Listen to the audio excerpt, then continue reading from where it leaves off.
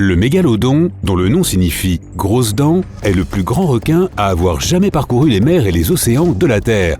Il aurait vécu il y a entre 23 et 3,6 millions d'années et était vraiment énorme. Sa morsure était plus destructrice que celle d'un tyrannosaure. Et ce n'est pas étonnant. Non seulement l'animal possédait des mâchoires super fortes, mais ses dents atteignaient 18 cm de longueur. C'est aussi grand qu'un petit hérisson. Mieux encore, le mégalodon avait environ 300 dents, qui poussaient sur au moins 6 rangées. Le requin s'en débarrassait dès qu'elle commençait à s'user. Le requin lui-même pouvait atteindre une longueur de 18 mètres, soit 2 fois la taille d'un bus à impérial londonien. Il était aussi très lourd. Alors qu'un tyrannosaure adulte pesait environ 8 tonnes, le poids d'un grand mégalodon atteignait 50 à 60 tonnes, soit autant que 9 éléphants d'Afrique adultes. Quand le mégalodon était prêt à mettre bas, il se rendait dans des eaux peu profondes, où les grands prédateurs ne pouvaient pas le suivre. Les scientifiques ont découvert plusieurs de ces pouponnières dans les régions de Bone Valley, en Floride, à Calvert Cliffs, dans le Maryland, et dans la formation Gatun, au Panama, pour n'en nommer que quelques-unes. Les experts pensent que ces zones étaient d'importants lieux de naissance car elles y ont trouvé des dents de lait de mégalodons de tout juste 4 cm de long. Mais avant de t'exclamer « Oh, comme c'est mignon !», sache que les bébés mégalodons mesuraient déjà 1,80 m à la naissance.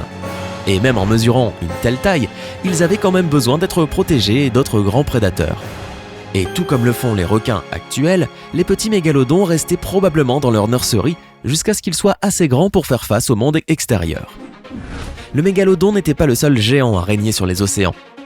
Le Léviathan Melvillei était un cachalot mesurant plus de 18 mètres de long, pesant plus de 50 tonnes et ayant des dents de 35 cm de long, les plus grandes du règne animal.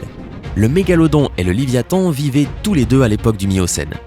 Ils avaient besoin d'ingérer d'énormes quantités de nourriture et comme ils avaient tous les deux un goût particulier pour les baleines à fanon, ils se battaient fréquemment pour leur proie et pour leur territoire. Imagine un peu ces batailles. Le mégalodon était le plus grand prédateur de l'océan, jusqu'à ce qu'il ne le soit plus. Ce requin géant s'est éteint il y a 2,6 millions d'années et il existe plusieurs théories concernant les causes de sa disparition.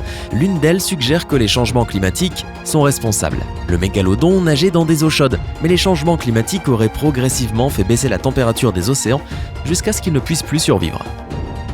Selon une autre théorie, c'est la concurrence accrue avec les autres grands prédateurs qui aurait laissé ce requin géant mourir de faim. Une étude publiée en 2017 dans le Journal of Paleogeography, Paleoclimatology and Paleoecology affirme que le mégalodon a connu sa fin quand ses principales proies ont disparu.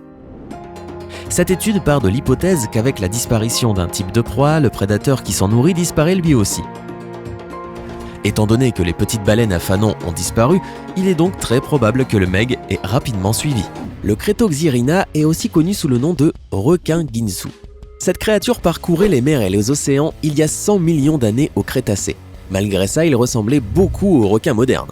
Ces prédateurs atteignaient un poids de 500 à 1000 kg et pouvaient atteindre une longueur de 8 mètres. Ils avaient des dents incroyablement tranchantes, un peu comme des couteaux. En conséquence, leur régime alimentaire comprenait non seulement des poissons et des animaux marins plus petits, mais aussi des dinosaures de temps en temps, comme un Tylosaurus par exemple. Cet énorme requin a régné sur les océans de 60 à 45 millions d'années. L'Otodus pouvait mesurer jusqu'à 9 mètres de long et peser plus de 2000 kg. C'est le poids moyen d'une voiture neuve, pour ton information. Ce prédateur pouvait aussi se vanter d'avoir des dents de lame de 10 cm de long. À l'aide de ses poignards, l'Otodus se régalait de gros poissons et de baleines. L'Hélicoprion n'était pas seulement l'un des plus grands requins préhistoriques, mais aussi l'un des plus rares. Il a vécu il y a environ 290 millions d'années. Ces requins ont obtenu le nom de Hélicoprion, du grec scia spirale, grâce à son inhabituelle dentition en forme de scie qui couvrait toute sa mâchoire. Cette bobine de dents se déroulait comme une scie de table qui servait à écraser leur proie. Essaie de sortir cette image de ta tête maintenant. Le Ptychodus, qui signifie dent pliée en grec, a vécu de 90 à 60 millions d'années. Il s'agissait d'un énorme requin qui pouvait atteindre 9 mètres de longueur avec un poids qui allait de 500 à 1000 kg. Ce requin était très différent des autres requins préhistoriques parce qu'il avait de grandes dents qui étaient plates. À cause de ça, le Ptychodus se nourrissait dans les profondeurs avec un régime de crustacés et de mollusques. Le requin lézard ressemble à une anguille en pleine croissance et possède des branchies bordées d'une frange rouge sur les bords. La bouche terrifiante de cette créature est dotée de 25 rangées de dents pointues comme des rasoirs, orientées vers l'arrière, 300 au total. Le requin plane dans l'eau en attendant de charger sa proie comme un serpent. Le poisson hache des profondeurs a un corps ridiculement maigre et de grands yeux tubulaires qui pointent vers le haut. Le poisson peut certes sembler fragile, même les plus grands spécimens n'atteignent que 15 cm de long, mais il peut vivre à 1500 mètres de profondeur. Le poisson hache peut également réguler sa luminosité en fonction de la quantité de lumière présente autour de lui. Avec son museau proéminent et aplati et sa peau rose, le requin lutin ressemble à un visiteur venu d'une autre planète. Les terrifiantes mâchoires de cette créature sont attachées à des ligaments élastiques. Lorsque sa proie s'approche trop près, le requin catapulte sa bouche vers l'avant pour l'attraper. Si ta bouche pouvait faire pareil, tu serais capable de manger des choses suspendues à 15 cm de ton visage. Ça remet pas mal de choses en perspective, hein ? La limace de mer des Mariannes est le poisson qui vit le plus profondément jamais découvert. Rose, aveugle et si transparent que l'on peut apercevoir son foie. Cette créature vit à 8000 mètres sous la surface. Les scientifiques pensent que les os flexibles de l'animal l'aident à résister à toute cette énorme pression. Mais ils ne peuvent que spéculer, car aucun spécimen n'a encore été capturé. L'un des habitants du fossé des Mariannes brille comme une ampoule électrique. C'est le dragon à écailles des profondeurs. Il ressemble à une anguille plus perfectionnée, dotée de dents énormes. Des processus chimiques à l'intérieur du corps du poisson produisent une étrange lueur rouge. Cette lueur est ensuite utilisée pour communiquer avec d'autres poissons. La créature mesure environ 15 cm de long et peut vivre à une profondeur de 1800 mètres, là où les eaux sont froides et sans lumière. La chondrocladia, appelée plus familièrement l'arbre à boules, peut ressembler à une belle lampe, mais son apparence est trompeuse. Cette créature, malgré son nom amusant, est une dangereuse éponge carnivore vivant à près de 2700 mètres de profondeur. Ces boules d'apparence douce sont recouvertes de minuscules pointes en forme de crochet, on dirait une sorte de velcro. Elles piègent ainsi les habitants de la mer et les mangent, ce qui donne l'impression que la proie fond tout simplement sur les globes translucides. Berk!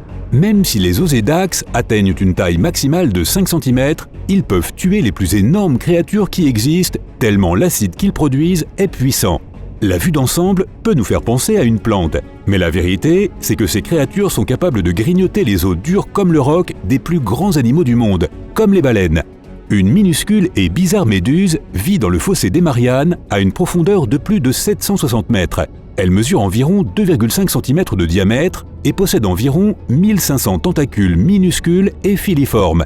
Contrairement à de nombreuses méduses qui sont transparentes, celle-ci possède une cloche rougeâtre qui masque probablement la lueur des animaux microscopiques que la méduse mange.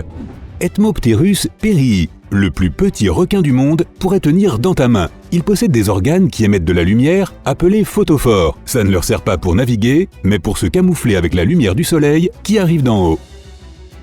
Pieuvre à anneaux bleus. Elle est peut-être petite, mais il ne faut pas la prendre à la légère. C'est l'une des seules espèces de pieuvres venimeuses à la piqûre de laquelle il n'existe aucun antidote. Neoclinus blanchardi, j'en veux pas comme coloc. Ces petits poissons agressifs peuvent ouvrir leur énorme bouche comme des ailes. On raconte l'histoire d'un cas où ce monstre aurait même essayé d'avaler une pieuvre entière. Rascasse volante. Malgré son apparence inoffensive, ce poisson est un dangereux monstre. Il peut avaler d'autres poissons qui font 2/3 de sa taille. On l'appelle poisson-lion en anglais en raison de sa crinière faite de pics venimeux. Acanthurus lineatus. Ce poisson a des pointes acérées en forme de scalpel situées près de sa nageoire caudale, qu'il utilise pour se défendre. Ses pics ne sont pas seulement profonds, ils sont aussi venimeux. Dragon abyssal. C'est la seule créature connue pour avoir de la chlorophylle, la substance qui rend les plantes vertes, dans les yeux. C'est aussi le seul animal connu qui produit de la lumière infrarouge. Elle lui donne un avantage pendant la chasse, car la plupart des autres bêtes ne peuvent pas voir en infrarouge. Poisson-pierre. Il possède des aiguilles pointues sur son dos qui peuvent facilement percer la semelle d'une chaussure. Aïe! Pire encore, ce poisson ressemble à un banal rocher. Il est donc facile de marcher dessus. Et le pire de tout, c'est le poisson le plus venimeux du monde. Poisson-vipère. Ils sont connus pour avoir des dents immenses par rapport à leur tête. Ils ont évolué au fil du temps pour devenir de plus en plus noirs, de sorte que les proies ne les voient pas, jusqu'à ce qu'il soit malheureusement trop tard pour elles. Lamproie. Ce genre de poisson dépourvu de mâchoire a un aspect effrayant et se colle à sa proie avec sa bouche en forme de ventouse. Oh, et il a plein, mais plein de rangées de dents. Méga piranha. Plus long que ton bras et plus lourd qu'une boule de bowling. Sa véritable puissance réside dans la puissance de sa morsure. Les mâchoires du méga piranha ont une force 50 fois supérieure à celle de leur poids. C'est comme si un humain avait la force de morsure d'un T-Rex. Ce crabe ressemble à quelque chose qu'on voit dans les jeux vidéo ou les films de science-fiction. Mon Dieu, regardez-moi ça! L'araignée de mer géante vit dans des eaux près du Japon. Ses pattes peuvent atteindre 3,5 mètres d'une griffe à l'autre et son corps peut mesurer jusqu'à 40 cm de diamètre, ce qui est assez petit comparé à leurs longs membres. Elle passe la plus grande partie de son temps à chercher des restes d'animaux, comme des mollusques et des crustacés pour se nourrir. Mais ne te laisse pas berner par l'aspect mince et quelque peu fragile de ce crabe. Sa grande taille lui permet d'éloigner la plupart des prédateurs. Et quand on décide de l'attaquer, son dur exosquelette lui offre une excellente protection. La forme de son dos l'aide également à se fondre dans l'environnement et à disparaître s'il le faut. C'est pourquoi l'araignée de mer géante peut vivre jusqu'à 100 ans lorsqu'on ne la dérange pas. Malheureusement, cette espèce est ciblée par l'industrie de la pêche et vendue comme un mets fin et cher au Japon. Elle arrive donc trop rarement à cet âge avancé. Le grand requin blanc tire son nom de la couleur de son ventre, blanc, qui diffère de son corps, qui est gris. Quant à la partie grande, c'est simplement parce que certains d'entre eux peuvent atteindre plus de 6 mètres de long. Un individu moyen mesure habituellement environ 5 mètres de long, ce qui en fait le plus grand poisson prédateur du monde. Ces animaux aiment se nourrir d'otaries, de phoques et de petites baleines. Grâce à sa solide queue et à son corps en forme de torpille, le grand blanc peut atteindre une vitesse de 56 km/h lorsqu'il poursuit sa proie. Ouais, ça veut dire que les humains n'ont aucune chance de s'échapper s'ils se retrouvent dans sa ligne de mire. En fait, les grands requins blancs sont responsables de plus de la moitié des attaques annuelles de requins signalées dans le monde. Ils ont un odorat très développé et peuvent renifler une minuscule goutte de sang diluée dans 100 litres d'eau. Donc si tu saignes même un tout petit peu, il est probablement plus judicieux d'éviter d'aller dans la mer. Ne te laisse pas berner par son nom. C'est un requin, pas une baleine. Ces énormes poissons sont couverts de taches blanches qui sont toutes uniques. C'est plutôt joli, tu ne trouves pas ? La taille du requin-baleine varie entre 5 et 10 mètres. Et il peut peser jusqu'à 20,6 tonnes. C'est 2 fois plus lourd que l'ancre de bateau de croisière. On pourrait imaginer que ces énormes poissons dévorent tout ce qui se trouve sur leur passage. Mais en fait, ils préfèrent simplement manger du plancton. Les requins-baleines nagent la bouche grande ouverte, ce qui peut sembler amusant pour toi ou moi, mais qui est surtout un excellent moyen d'attraper des poissons, des plantes et d'autres petites formes de vie marine. Tout ce qu'il a à faire, c'est de nager. Et sa bouche fait tout le travail à sa place. Tout comme les baleines à fanon, le requin-baleine possède un système de filtre qui lui sert à séparer la nourriture de l'eau. La créature la plus bizarre au monde est peut-être une méduse. Elle n'a aucun des organes sensoriels auxquels nous sommes habitués, comme les yeux, les oreilles et le nez. Elle n'a pas de squelette, mais surtout, elle n'a pas de cerveau ni de cœur. Son corps est presque entièrement constitué d'eau. C'est pourquoi, si tu sors une méduse de la mer et la mets sur la plage, elle ne tardera pas à fondre. En même temps, il existe une espèce de méduse qui peut vivre éternellement si elle est dans un environnement sécurisé. Il se peut que les méduses aient abandonné leur cœur et leur cerveau au profit d'autres créatures marines comme par exemple les poulpes qui peuvent en avoir plusieurs. La pieuvre géante du Pacifique, notamment, a 9 cerveaux et 3 cœurs. Ah oui, je vois qu'elles se sont servies plusieurs fois au buffet des organes. 8 cerveaux plus petits permettent à chacun des bras de l'animal de bouger indépendamment tout en étant coordonnés par le plus grand central. Et les cœurs pompent le sang de la pieuvre, qui est bleu au fait, vers ses branchies et le reste du corps. Pourtant, le champion en termes de nombre de cœurs est la myxine. Elle en a 4. Cette créature marine, qui ressemble à une lamproie, utilise un de ses cœurs comme pompe principale et les autres sont là pour l'assister. La myxine expulse aussi de la vase et peut remplir une bouteille d'eau en seulement quelques secondes. En plus, elle éternue lorsque cette vase entre dans son nez. Ce serait peut-être mignon si elle n'avait pas cette apparence. Les grands requins blancs peuvent se déplacer à une vitesse allant jusqu'à 40 km/h. Leur secret réside dans leurs denticules, de petites écailles plates en forme de V. Ces écailles réduisent considérablement la force de traînée et les turbulences. Les concepteurs des maillots de bain olympiques ont tenté de reproduire ces denticules afin de créer un tissu qui rendrait les nageurs plus rapides dans l'eau. L'aileron du requin est également une grande source d'inspiration pour l'invention de nouvelles technologies dans le domaine des énergies non polluantes. Une entreprise australienne a fabriqué un dispositif qui capte l'énergie marémotrice de l'océan et la convertit en énergie électrique avec un impact minimal sur l'environnement. En 2018, une étude de l'université de Harvard a suggéré que ces denticules présents sur la peau des requins pourraient également contribuer à la création d'avions et de voitures plus efficaces. L'équipe d'ingénieurs à l'origine de cette étude a découvert qu'ils permettent d'augmenter la portance. La portance est la force qui tire un avion vers le haut lorsque la pression de l'air au-dessus de l'aile est inférieure à la pression de l'air au-dessous de celle-ci. Ainsi, en incorporant des denticules imprimés en 3D sur les ailes des avions, les ingénieurs espèrent accroître leur aérodynamisme. On peut également les utiliser pour les générateurs de tourbillons, cette petite aube fixée sur le haut du pare-brise arrière d'une voiture qui augmente la déportance d'un véhicule. Comme tu le sais déjà, il y a de moins en moins de requins dans le monde. Cela signifie qu'il y a beaucoup plus de tortues, de crabes et de raies. Et ces animaux se nourrissent principalement d'herbes marines. Or, ces herbes constituent une composante essentielle des écosystèmes de carbone bleu qui absorbent le carbone 40 fois plus efficacement que les forêts tropicales humides. Sans les requins, ces créatures consomment beaucoup trop d'herbes marines, perturbant ainsi les écosystèmes de carbone bleu et libérant d'anciennes réserves de carbone.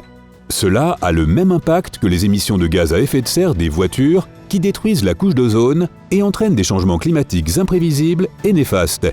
Il y a un stéréotype selon lequel les requins chassent délibérément les humains. Mais la plupart des attaques de requins se produisent parce que ces prédateurs confondent les nageurs avec leurs proies habituelles, comme les phoques ou les otaries par exemple. L'autre raison pour laquelle un requin pourrait passer à l'attaque est sa nature curieuse. Ce prédateur a tendance à mordre les choses pour décider si elles feront un bon repas. La seule différence avec les humains, c'est que ces derniers le font à un buffet.